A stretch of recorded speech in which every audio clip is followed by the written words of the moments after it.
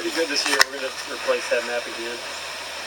So this is the name of this land is the Lydia Spitzer Demonstration Forest. That's the woman who donated the biggest piece of it.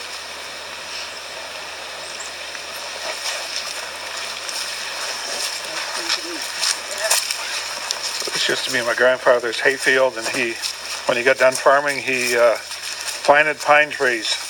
Right. That was the Slovak. Well, I think so.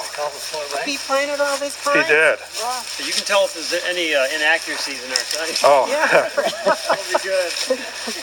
That's just like you might call him. You guys got together and saw part of the land. So basically there's 9 of these stops on the trail, and so we've got photos, that a lot of which came from the family or the Historical Society, and just a little theme at each one. And then we've, not at this one, but at the other ones, we've also included a little quiz just to keep people entertained. So we'll test you with those. I don't know if people just want to read these as we go. It's probably the best way.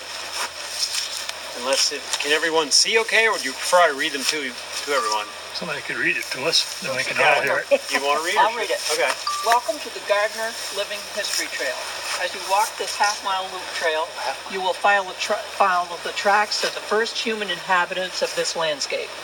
Many changes have taken place over time. Many hands have shaped the land, and many voices tell this story. Use the interpretive signs, your senses, and your own imagination to discover this rich history. Imagine, what did this land look like when the glaciers receded after the last ice age?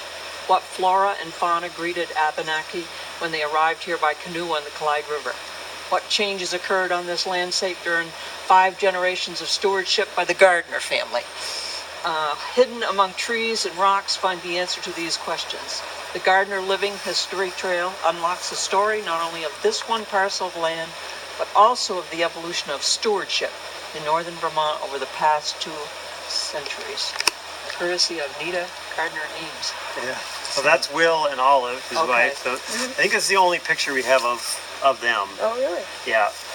Well, on the trail. Yeah. We do have a couple others actually in the archive. It wasn't Grandpa that started. Nice to remember people like that. Yes. Yeah. Didn't he start making donuts? Yeah, when he was about 90, he started making donuts. He's picked up a new hobby. Yeah. And 2 dozen wasn't enough. He'd just.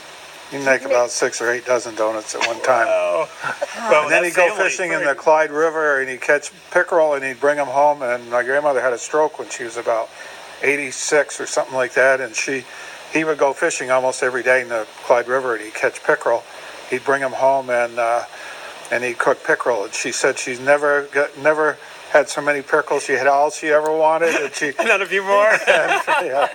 Wow. That's great. Neat. We can sign in when we get back.